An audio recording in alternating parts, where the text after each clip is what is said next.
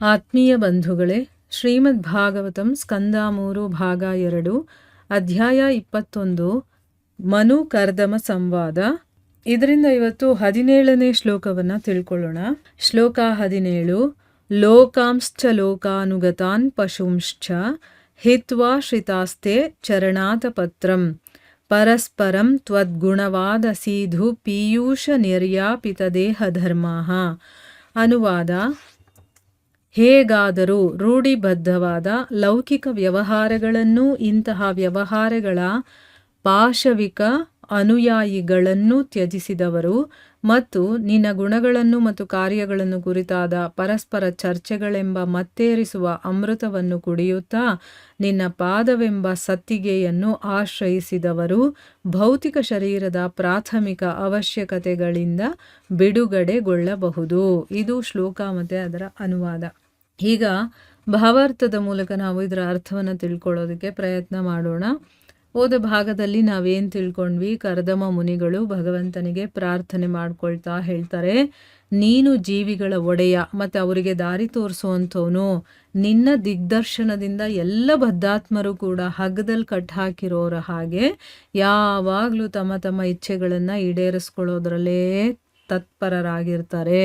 ಎಲೆ ಧರ್ಮಸ್ವರೂಪನೇ, ನಾನು ಕೂಡ ಅವರನ್ನೇ ಅನುಸರಿಸಿ ಚಿರಕಾಲ ಸ್ವರೂಪನಾದ ನಿನಗೆ ನೈವೇದ್ಯಗಳನ್ನು ಅರ್ಪಿಸ್ತೀನಿ ಅಂತಂದ್ಬಿಟ್ಟು ಹೋದ ಭಾಗದಲ್ಲಿ ಹೇಳಿದ್ದನ್ನು ತಿಳ್ಕೊಂಡ್ವಿ.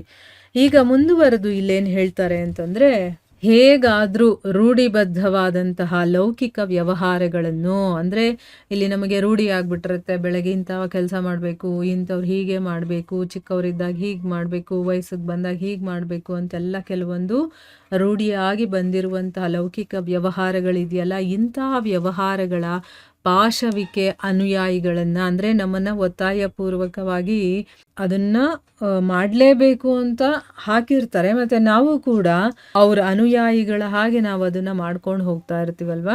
ಅಂಥ ಅನುಯಾಯಿಗಳನ್ನು, ಅಂದರೆ ಯಾರು ನಮ್ಮನ್ನು ಬೈ ಫೋರ್ಸ್ ಆಗಿ ಆ ಕೆಲಸಗಳಲ್ಲಿ ತೊಡಗಿಸ್ತಾರೋ, ಪಾಶದ ಹಾಗೆ ನಮ್ಮನ್ನು ಹಾಕಿ ಅದನ್ನು ಮಾಡಿಸ್ತಾರೋ ಅಂಥ ಅನುಯಾಯಿಗಳನ್ನು ತ್ಯಾಗ ಮಾಡಿದವರು, ಮತ್ತು ನಿನ್ನ ಗುಣಗಳನ್ನು, ನಿನ್ನ ಕಾರ್ಯಗಳನ್ನು, ಇದನ್ನು ನಾವು ಕೂತ್ಕೊಂಡು ಚರ್ಚೆ ಮಾಡ್ತಾರಲ್ಲ, ಪರಸ್ಪರ ಚರ್ಚೆ ಮಾಡ್ತಾ ಆ ಚರ್ಚೆಯ ವಿಷಯಗಳು ಹೇಗಿರುತ್ತೆ ಅಂತಂದರೆ ಮತ್ತೇರಿಸುವಂತಹ ಅಮೃತದ ಥರ ಇರುತ್ತದು. ಮತ್ತೆ ಕುಡಿತಾನೇ ಇರಬೇಕು ಅಂತ ನಮಗೆ ಅನ್ನಿಸ್ತಾ ಇರುತ್ತೆ.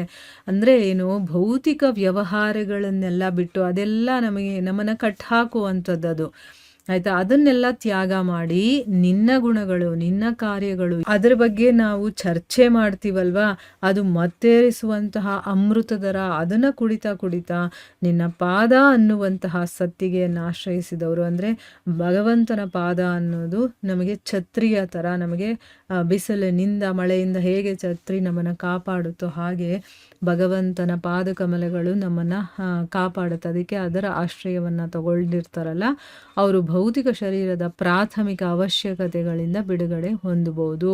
ಅಂದರೆ ಸ್ಟಾರ್ಟಿಂಗ್ ಸ್ಟೇಜಲ್ಲಿ ಏನಿರುತ್ತೋ ನಮಗೆ ಆ ಒಂದು ಬಂಧನದಿಂದ ನಾವು ಬಿಡುಗಡೆ ಹೊಂದಬಹುದು ಅಂತ ಅಂದ್ಬಿಟ್ಟು ಇಲ್ಲಿ ಹೇಳ್ತಾ ಇದ್ದಾರೆ. ಅಂದರೆ ಭಗವಂತನ ಬಗ್ಗೆನೇ ಮಾತಾಡಬೇಕು, ಅವನ ವಿಷಯಗಳನ್ನೇ ಚರ್ಚೆ ಮಾಡ್ತಾ ಅವನನ್ನೇ ಸ್ಮರಿಸ್ತಾ ಇರಬೇಕು ನಾವು. ಹಾಗೆ ಮಾಡೋದು ಮತ್ತು ಭಗವಂತನ ಚರಣಗಳಲ್ಲಿ ನಾವು ಆಶ್ರಯವನ್ನು ಪಡ್ಕೊಳ್ಳೋದು, ಇದನ್ನು ನಾವು ಮಾಡಬೇಕು. ಇದರಿಂದ ಈ ಭೌತಿಕ ಶರೀರದ ಪ್ರಾಥಮಿಕ ಅವಶ್ಯಕತೆಗಳಿಂದ ನಾವು ಬಿಡುಗಡೆ ಹೊಂದಬಹುದು ಅಂತ ಇಲ್ಲಿ ಹೇಳಿದ್ದಾರೆ. ಇದು ಅರ್ಥ ಆಗಬೇಕು ಅಂತಂದರೆ ನಾವು ಗುರುಗಳ ಭಾವಾರ್ಥವನ್ನು ತಿಳ್ಕೋಬೇಕು. ಸೊ ಈಗ ಅವ್ರು ಏನು ಹೇಳಿದ್ದಾರೆ ಅಂತ ತಿಳ್ಕೊಳ್ಳೋಣ. ಕರ್ದಮ ಮುನಿಯು ವಿವಾಹಿತ ಜೀವನದ ಅವಶ್ಯಕತೆಯನ್ನು ವಿವರಿಸಿದ ನಂತರ ಭೌತಿಕ ಇಂದ್ರಿಯ ಸುಖಾಸಕ್ತರಿಗೆ ವಿವಾಹ ಮತ್ತು ಇತರ ಸಾಮಾಜಿಕ ವ್ಯವಹಾರಗಳು ರೂಢಿಬದ್ಧ ನಿಯಮಾವಳಿಗಳೆಂದು ಪ್ರತಿಪಾದಿಸುತ್ತಾನೆ. ಅಂದರೆ ಏನು, ಕರ್ದಮ ಮುನಿ ಈಗ ವೈವಾಹಿಕ ಜೀವನದ ಅವಶ್ಯಕತೆ ಏನು ಅದರ ಬಗ್ಗೆ ಎಲ್ಲ ವಿವರಣೆ ಮಾಡಿ ಹೇಳಿದ ಮೇಲೆ, ಈಗ ಭೌತಿಕ ಇಂದ್ರಿಯ ಸುಖಾಸಕ್ತರು ಇರ್ತಾರಲ್ಲ ಅಂಥವ್ರಿಗೆ, ಅಂದರೆ ಈ ಒಂದು ಪ್ರಪಂಚದಲ್ಲಿ ಇಂದ್ರಿಯ ಸುಖವನ್ನು ಬಯಸ್ಬೇಕು, ಅದೇ ನಮಗೆ ಸುಖ ಅಂತ ಅಂದ್ಕೊಂಡಿರ್ತಾರೆ, ಇಂದ್ರಿಯಗಳಿಗೆ ತೃಪ್ತಿ ಕೊಡೋದನ್ನೇ ಸುಖ ಅಂತ ಹೇಳ್ಕೊಂಡಿರ್ತಾರಲ್ಲ, ಅಂಥವರಿಗೆ ವಿವಾಹ ಮತ್ತು ಇತರ ಸಾಮಾಜಿಕ ವ್ಯವಹಾರಗಳು ನಾವು ಹೇಗೆಲ್ಲ ಮಾಡಬೇಕು ಅನ್ನೋದು ಅದು ರೂಢಿಬದ್ಧ ನಿಯಮಾವಳಿಗಳು ಅಂತ ಪ್ರತಿಪಾದಿಸ್ತಾನೆ. ಅಂದರೆ ಅದನ್ನು ಮಾಡಲೇಬೇಕಾಗಿರುವಂಥದ್ದು ಅಂತ. ಆ ರೀತಿ ನಮಗೆ ರೂಢಿಯಲ್ಲಿ ಬಂದಿರೋವಂಥದ್ದು. ಪಶು ಜೀವನದ ತತ್ವಗಳಾಗಿರುವ ಆಹಾರ, ನಿದ್ರೆ, ಭಯ, ಮೈಥುನ ಎಂಬಿವು ವಾಸ್ತವಿಕವಾಗಿ ಶರೀರ ಅವಶ್ಯಕತೆಗಳಾಗಿವೆ. ಆದರೆ ಈ ಭೌತಿಕ ಜಗತ್ತಿನ ರೂಢಿಗತ ಕಾರ್ಯಗಳೆಲ್ಲವನ್ನೂ ತ್ಯಜಿಸಿ ದಿವ್ಯವಾಗಿರುವ ಕೃಷ್ಣ ಪ್ರಜ್ಞೆಯಲ್ಲಿ ತಮ್ಮನ್ನು ತೊಡಗಿಸಿಕೊಂಡವರು ಸಾಮಾಜಿಕ ಸಂಪ್ರದಾಯಗಳಿಂದ ಮುಕ್ತರಾಗಿರುತ್ತಾರೆ. ಅಂದರೆ ಇಲ್ಲಿ ಪಶು ಜೀವನ ನಡೆಸೋದು ಹೇಗೆ ಅಂತಂದರೆ ಬರೀ ಆಹಾರ, ನಿದ್ರೆ, ಭಯ, ಮೈಥುನ ಇಷ್ಟಿರುತ್ತೆ. ಅವರಿಗೆ ಆಧ್ಯಾತ್ಮಿಕ ತಿಳುವಳಿಕೆ ತಿಳ್ಕೋಬೇಕು, ಅದನ್ನು ಸತ್ಸಂಗದಲ್ಲಿ ಭಾಗಿಯಾಗಬೇಕು, ಇದೆಲ್ಲ ಏನೂ ಇರೋದಿಲ್ಲ. ಈಗ ಒಬ್ಬ ಮನುಷ್ಯ ಬರೀ ಆಹಾರ, ನಿದ್ರೆ, ಭಯ, ಮೈಥುನದಲ್ಲಿದ್ದರೆ ಅವನು ಕೂಡ ಒಬ್ಬ ಪಶು ಅಂತಲೇ ತಿಳ್ಕೋಬೇಕು. ಇದೆಲ್ಲ ಶರೀರಕ್ಕೆ ಅವಶ್ಯಕವಾಗಿ ಇರುವಂಥದ್ದು. ಭೌತಿಕ ಜಗತ್ತಿನಲ್ಲಿರುವಂತಹ ರೂಢಿಗೆ ಬಂದಿರುವಂಥ ಕಾರ್ಯಕ್ರಮಗಳಿದೆಲ್ಲವನ್ನು ಬಿಟ್ಟು ನಮ್ಮನ್ನು ನಾವು ಆ ಭಗವಂತನ ಸ್ಮರಣೆಯಲ್ಲಿ, ಅವನ ಸೇವೆಯಲ್ಲಿ ತೊಡಗಿಸ್ಕೊಂಡಿರ್ತಾರಲ್ಲ, ಅಂಥವರಿಗೆ ಈ ಸಂಪ್ರದಾಯ, ರೀತಿ, ನೀತಿ ಇದೆಲ್ಲ ಏನು ಫಾಲೋ ಮಾಡಬೇಕಾಗಿಲ್ಲ. ಅವರು ಅದರಿಂದ ಮುಕ್ತರಾಗಿರ್ತಾರೆ ಅಂತ ಅಂದ್ಬಿಟ್ಟು ಇಲ್ಲಿ ಹೇಳ್ತಾ ಇದ್ದಾರೆ. ಬದ್ಧಾತ್ಮರು ಭೌತಿಕ ಶಕ್ತಿಯ ಅಥವಾ ಭೂತ, ವರ್ತಮಾನ, ಭವಿಷ್ಯ ಎಂಬ ಚಿರಕಾಲದ ಪ್ರಭಾವಕ್ಕೆ ಅಧೀನರಾಗಿರುತ್ತಾರೆ. ಆದರೆ ಒಬ್ಬನು ಕೃಷ್ಣ ಪ್ರಜ್ಞೆಯಲ್ಲಿ ತತ್ಪರನಾದೊಡನೆ ಅವನು ಭೂತ, ವರ್ತಮಾನ ಕಾಲಗಳ ಎಲ್ಲೆಗಳನ್ನು ದಾಟುವನು ಮತ್ತು ಆತ್ಮನ ಶಾಶ್ವತವಾದ ಕಾರ್ಯಗಳಲ್ಲಿ ನೆಲೆಗೊಳ್ಳುವನು. ಇಲ್ಲಿ ಯಾರು ಬದ್ಧಾತ್ಮರಾಗಿರ್ತಾರೋ ಅವರು ಈ ಭೌತಿಕ ಶಕ್ತಿಯ ಅಥವಾ ಏನು ಭೂತ, ವರ್ತಮಾನ, ಭವಿಷ್ಯ ಅಂತ ಏನು ಹೇಳ್ತೀವೋ ಅದಕ್ಕೆ ಅಧೀನರಾಗಿರ್ತೀವಿ. ಈಗ ನಾವು ಮಾತಾಡೋದು ಎಲ್ಲ ಭೂತ ಮತ್ತು ಭವಿಷ್ಯದ ಬಗ್ಗೆನೇ. ವರ್ತಮಾನದಲ್ಲಿ ಕೆಲವರು ಇರ್ತಾರಷ್ಟೇ, ಇನ್ನು ಮ್ಯಾಕ್ಸಿಮಮ್ ಎಲ್ಲರೂ ಕೂಡ ಹಿಂದಿನ ಯೋಚನೆ ಮಾಡಿಕೊಂಡು ತಲೆ ಕೆಡಿಸ್ಕೊಂಡಿರ್ತಾರೆ, ಇಲ್ಲ ಸಂತೋಷವಾಗಿರ್ತಾರೆ, ಇಲ್ಲ ಮುಂದೇನಾಗ್ಬೋದು ಅನ್ನೋದ್ರ ಬಗ್ಗೆ ಯೋಚನೆ ಮಾಡ್ತಾ ಸಂತೋಷವಾಗಿರ್ತಾರೆ, ಇಲ್ಲ ದುಃಖ ಪಡ್ತಾ ಇರ್ತಾರೆ ಅಲ್ವಾ. ಈಗ ವರ್ತಮಾನದಲ್ಲಿ ಬದುಕುವಂಥವರೇ ಇಲ್ಲ.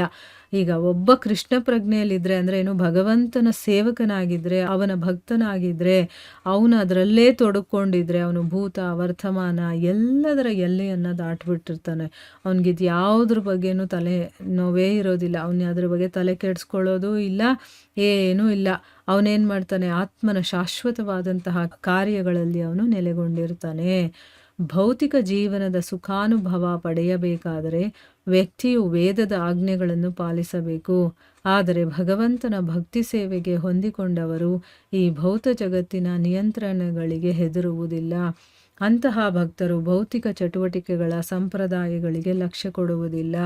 ಅವರು ಪುನರ್ಜನನ ಮರಣಗಳೆಂಬ ಬಿಸಿಲನ್ನು ತಡೆಯತಕ್ಕ ಕೊಡೆಯ ಹಾಗೆ ಇರತಕ್ಕದ್ದನ್ನು ಧೈರ್ಯದಿಂದ ಆಶ್ರಯಿಸುವರು.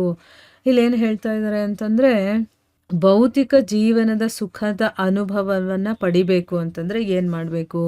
ಒಬ್ಬ ವ್ಯಕ್ತಿ ವೇದಗಳಲ್ಲಿ ಏನು ಆಜ್ಞೆಗಳನ್ನು ಕೊಟ್ಟಿದ್ದಾರೋ ಅದನ್ನು ಪಾಲಿಸಬೇಕು. ಆದರೆ ಭಗವಂತನ ಭಕ್ತಿಯನ್ನೇ ಮಾಡಿಕೊಂಡು ತನ್ನನ್ನು ತಾನು ಅದಕ್ಕೆ ಮುಡಿಪಾಗಿಟ್ಕೊಂಡಿರ್ತಾನಲ್ಲ, ಅವನು ಈ ಜಗತ್ತಲ್ಲಿ ಯಾವುದೇ ನಿಯಂತ್ರಣ, ಯಾವುದೇ ನಿಯಮ ನಿಬಂಧನೆಗಳು ಅದು ಯಾವುದಕ್ಕೂ ಹೆದರುಕೊಳ್ಳೋದಿಲ್ಲ. ಭಕ್ತರು ಏನು ಮಾಡ್ತಾರೆ, ಈ ಒಂದು ಭೌತಿಕ ಚಟುವಟಿಕೆಗಳ ಸಂಪ್ರದಾಯ ಅಂದರೆ ಹೀಗೆ ಇರಬೇಕು, ಹಾಗೆ ಇರಬೇಕು ಅಂತೆಲ್ಲ ಹೇಳ್ತಾರಲ್ವ, ಈ ಆಶ್ರಮದವರು ಹೀಗಿರಬೇಕು ಅಂತ, ಅದು ಯಾವುದಕ್ಕೂ ಲಕ್ಷ್ಯವನ್ನು ಕೊಡೋದಿಲ್ಲ. ಯಾಕೆ ಅವರು ಲಕ್ಷ್ಯ ಕೊಡೋದಿಲ್ಲ ಅಂತಂದರೆ ಅವರು ಭಗವಂತನ ಆಶ್ರಯವನ್ನು ಪಡ್ಕೊಂಡ್ಬಿಟ್ಟಿರ್ತಾರೆ ಆಯಿತಾ. ಅದು ಕೊಡೆ ಥರ ಇರುತ್ತೆ ಭಗವಂತನ ಒಂದು ಚರಣಕಮಲದ ಆಶ್ರಯ. ಯಾಕಂದರೆ ಜನನ ಮರಣವನ್ನು ಬಿಸಿಲಿಗೆ ಹೋಲಿಸ್ಬಿಟ್ಟಿದ್ದಾರೆ. ಸೊ ಆ ಬಿಸಿಲನ್ನು ತಡಿಬೇಕು ಅಂತಂದರೆ ನಾವು ಹೇಗೆ ಕುಡಿಯನ್ನು ಹಿಡ್ಕೊಳ್ತೀವೋ ಹಾಗೆ ಈ ಜನನ ಮರಣದಿಂದ ನಾವು ತಪ್ಪಿಸ್ಕೊಳ್ಬೇಕು ಅಂತಂದರೆ ಅದಕ್ಕಿರೋದು ಒಂದೇ ಅಂತಂದರೆ ಆ ಭಗವಂತನ ಚರಣಕಮಲಗಳು. ಅದನ್ನು ಆಶ್ರಯಿಸಿದ್ರೆ ಸಾಕು, ನಾವು ಈ ಎಲ್ಲವನ್ನು ತಡಿಬೋದು ಅಂತಂದ್ಬಿಟ್ಟು ಹೇಳಿದ್ದಾರೆ. ಈಗ ನಮಗೆ ಕೆಲವೊಂದು ವಿಷಯಗಳು ಗೊತ್ತಿರುತ್ತೆ, ಕೆಲವೊಂದು ಗೊತ್ತಿರೋದಿಲ್ಲ. ಆದರೆ ಗುರುಗಳು ಇದನ್ನು ಎಕ್ಸ್ಪ್ಲೇನ್ ಮಾಡ್ತಾರೆ ನೋಡಿ, ಅದನ್ನು ಚೆನ್ನಾಗಿ ಅರ್ಥ ಮಾಡಿಕೊಂಡ್ರೆ ನಮಗೆ ಗೊತ್ತಾಗುತ್ತೆ. ಈಗ ಈ ಪ್ರಪಂಚದಲ್ಲಿ ಇರಬೇಕು ಅಂತಂದರೆ ಒಬ್ಬ ಸಾಮಾನ್ಯ ಮನುಷ್ಯ, ಬದ್ಧಜೀವಿ ಅಂತ ಹೇಳ್ತೀವಿ, ಅವನು ಎಲ್ಲ ನಿಯಮಗಳನ್ನು ಫಾಲೋ ಮಾಡಬೇಕಾಗತ್ತೆ. ಆ ವೇದಗಳಲ್ಲಿ ಏನಿದೆ ಅದನ್ನೆಲ್ಲ ಓದಿ ತಿಳ್ಕೊಂಡು ಅದರ ರೀತಿ ನಡ್ಕೋಬೇಕಾಗತ್ತೆ. ಆದರೆ ಬದ್ಧಾತ್ಮದಲ್ಲಿ ಮುಳುಗಿರೋದ್ರಿಂದ ಅವನು ವೇದಗಳನ್ನೆಲ್ಲಿ ಕೇಳ್ತಾನೆ ಅಥವಾ ಆ ಸತ್ಸಂಗಗಳಿಗೆ ಎಲ್ಲಿ ಹೋಗಿ ಕೇಳ್ತಾನೆ. ಅವ್ರೇನು ಮಾಡ್ತಾರೆ, ಇದೇ ರೀತಿ ಜೀವನವನ್ನು ನಡೆಸ್ತಾ ಮತ್ತೆ ಮತ್ತೆ ಮತ್ತೆ ಮತ್ತೆ ಬರ್ತಾ ಇರ್ತಾರೆ, ಹೋಗ್ತಾ ಇರ್ತಾರೆ. ಆದರೆ ಯಾರು ಭಗವಂತನ ಭಕ್ತನಾಗಿರ್ತಾನೋ, ಭಗವಂತನ ಬಗ್ಗೆ ಕೇಳ್ತಾನೋ, ನಮ್ಮ ಧರ್ಮಗ್ರಂಥಗಳಲ್ಲಿ ಏನು ಹೇಳಿದ್ದಾರೆ ಅಂತ ತಿಳ್ಕೊಳ್ತಾನೋ, ಅವನೇನು ಮಾಡ್ತಾನೆ, ಭಗವಂತನೇ ಸರ್ವಸ್ವ ಅಂತ ತಿಳ್ಕೊಂಡು ಅವನು ಶರಣಾಗತಿಗೆ ಹೊರಟೋಗಿರ್ತಾನೆ. ಸೊ ಆ ರೀತಿ ಇರೋದ್ರಿಂದ ಈ ಭೌತಿಕ ಚಟುವಟಿಕೆಗಳಿಗೆ ಅಂದರೆ ಅವನು ಸಂಪೂರ್ಣ ಭಗವಂತನಿಗೆ ಶರಣಾಗತಿ ಆಗಿರೋದ್ರಿಂದ ಅವನು ಸಪ್ರೇಟಾಗಿ ಇನ್ನೇನೋ ಮಾಡಬೇಕಾಗಿಲ್ಲ. ಸದಾ ಅವನ ಸ್ಮರಣೆ, ಅವನ ಧ್ಯಾನ, ಅವನ ಬಗ್ಗೆ ಮಾತಾಡೋದು ಎಲ್ಲ ಅವನ ಕಾರ್ಯಗಳಲ್ಲೇ ತೊಡಗಿರ್ತಾನೆ. ಅದಕ್ಕೆ ಅವನು ಭೌತಿಕ ಚಟುವಟಿಕೆ ಸಂಪ್ರದಾಯಗಳಿಗೆ ಅವನು ಲಕ್ಷ್ಯವನ್ನು ಕೊಡೋದಿಲ್ಲ. ಸೊ ಅದಕ್ಕೆ ಭಗವಂತನ ಚರಣ ಅಂತಂದ್ರೇ ಒಂದು ಕೊಡೆಯ ಹಾಗೆ. ಕೊಡೆ ನಮ್ಮನ್ನು ಹೇಗೆ ಬಿಸಿಲಿನಿಂದ ಮತ್ತು ಮಳೆಯಿಂದ ಅದು ನಮ್ಮನ್ನು ತಡೆಯುತ್ತೋ, ಅಂದರೆ ನಮಗೆ ತೊಂದರೆ ಆಗೋದನ್ನು ತಡೆಯುತ್ತೋ, ಅದೇ ರೀತಿ ಭಗವಂತ ಕೂಡ ನಮ್ಮನ್ನು ತಡಿತಾನೆ. ಆ ಒಂದು ಆಶ್ರಯ ಇರೋದ್ರಿಂದ ಅವನು ಯಾವುದಕ್ಕೂ ಹೆದರ್ಕೊಳ್ಳೋದಿಲ್ಲ. ಅವನ ಭಗವಂತನನ್ನೇ ಸರ್ವಸ್ವ ಅಂತ ನಂಬ್ಕೊಂಡು ಅವನಿಗೆ ಶರಣಾಗತಿ ಆಗಿರ್ತಾನೆ. ಸೊ ಇದರ ಮುಂದುವರಿದ ಭಾಗ ಇನ್ನೂ ಇದೆ, ಅದನ್ನು ನಾವು ಮುಂದಿನ ಭಾಗದಲ್ಲಿ ತಿಳ್ಕೊಳ್ಳೋಣ. ಹರೇ ಕೃಷ್ಣ.